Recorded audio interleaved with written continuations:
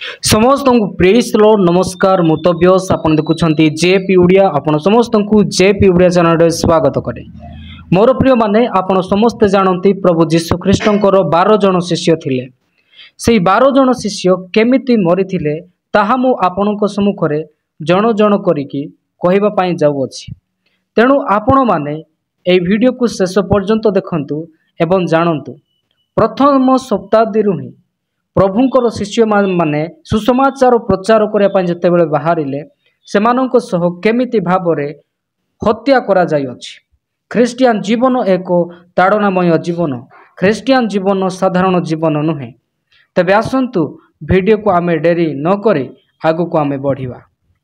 प्रथम रे आमे देखिबा पितर पितरंकु रोम रे जेतेबेले से सेवा कार्य करुथिले उल्टा क्रूस रे सुलीबद्ध हेले।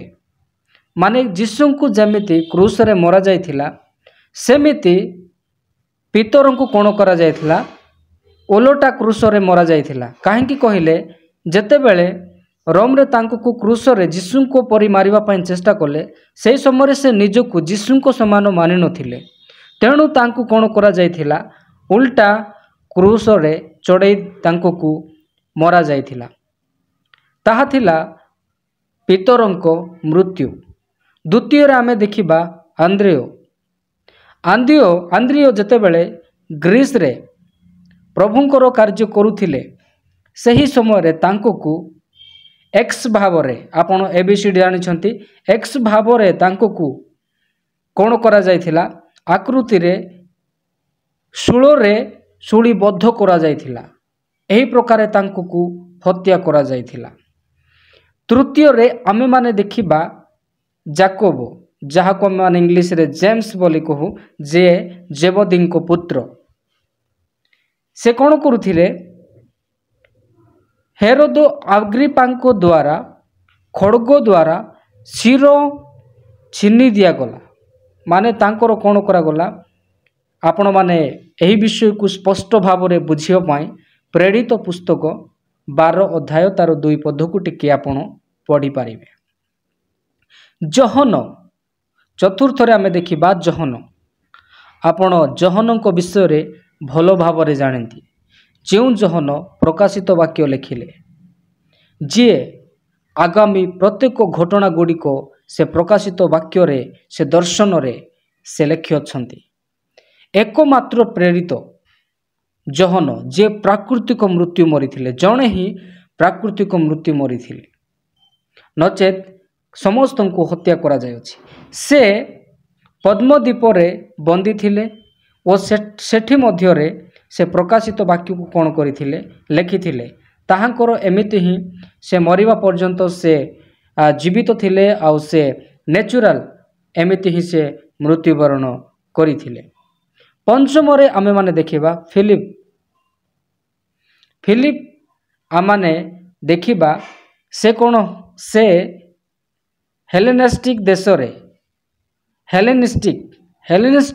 रे प्रचार करने समय कौन करागला से जितेबाला वाक्य प्रचार करुथिले जीवंत ईश्वरंकर सुसमाचार संदेश नहीं कि जाइथिले तांको को सुलीबद्ध करागला। एही प्रकार भाव रे तांको को हत्या करा जाइथिला। 6 नंबर रे आमे माने जानिबा बार्थोलोमी। आर्मेनिया रे त्वचा खसा जिबा पोरे चिरो छिनी दिया गला बोली एही विषय को एही प्रकार भाव रे कहा जाय अछि। आमे माने देखिबा 7 नंबर रे देखिबा थोमा को विषय रे आपण भलो भाव रे जानिथिबे जदि आपण थोमा को विषय रे जानिया पई चेष्टा करिसंती। जो थोमा यीशु को विश्वास करू नथिले जो थोमा कहूथिले मु जे पर्यंत ताहांको देखिबी नाही स्पर्श करिबी नाही से पर्यंत मु विश्वास करिबिनी बोली थोमा कहूथिले। सही थोमा आम भारत देशर चेन्नई आगरे जहाको मद्रास बोली कहूथिले से कोण हेले तांको को बंठी द्वारा विध्वंस करा जाय अछि। एही प्रकार भाव रे तांको को मरा जाय अछि। 8 नंबर आम जानिबा माथ्यू। माथ्यू इथियोपिया बा पार्थियारे विध्वंस कराजिबा किंबा शुलिबोध हेबा कथा रही अछि। एही प्रकार भावरे माथ्यू को मरा जाइथिला। आमे जानिबा 9 नंबर रे जाकोब, जहा को माने इंग्लिश रे जेम्स बोले कहि थाउ, जे कि अल्फियुस को पुत्र।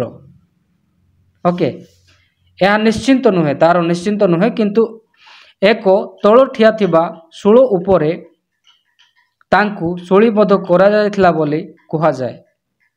10 नंबर रे आमे माने जानिबा थदियुस। थदियुस जुदा जाकोबंको पुओ, से भी शूलीबद्ध हेबा बा तल ठिया थिबा शूल द्वारा मृत्युवरण करथिले बोली कहा जाए। 11 नंबर रे आमे जानिबा सिमोन। सिमोन एही व्यक्ति ईरान बा इजिप्ट रे शूलीबद्ध हेबा किंबा विध्वंस कराजिबा कथा रही अछि। 12 नंबर जुदा इस्कारियोत, जे कि जीसुଙ୍କୁ से कौन करथिले बिक्री कर देथिले। परे से अनुताप करे निजकू एमिति ही फांसी लगे कि मरी जाइथिले, जहाँ आपण माने भलो भावरे जानिछंती। तापरे जे कि इस्कारियोत जिहुदा परे माथियांकु आह्वान करागला तांको स्थान रे विकल्प भावरे आमाने जदि देखिबा तांको को बच्छा गला 12 जन शिष्य मानक जेतेबेले इस्कारियोत जिहुदा मरी गले तांको परे एही माथियास को आह्वान करा जायथिला। प्रभु आह्वान करिथिले। तांको विषय रे कहा जाय जे से मुंड छिनी होई मरिथिले। एही प्रकारे भावरे 12 जन शिष्य माने प्रभुंको पाई मृत्युवरण करिथिले। प्रभुंको पाई बंचिबा साधारण विषय नुहे। एही प्रकारे भावरे 12 जन शिष्य मानंकु हत्या करा जायथिला, जो विषय आमाने फर्स्ट सेंचुरी रु ही देखि देखि आसीअछु। प्रभुंकर लोक मानक पाई अनेक विपद एवं अनेक ताड़ना रही अछि। तेणु करी आमे माने जदि प्रभु को जानिअछु, विश्वास करिअछु, आमे माने भयभीत न होई प्रभुंक ठारे आमाने आगकू बढ़िबा। आउ आमे माने विश्वासर शेष पर्यंत आमाने विश्वास रे स्थिर रही प्रभुंक पाई बंचिबा।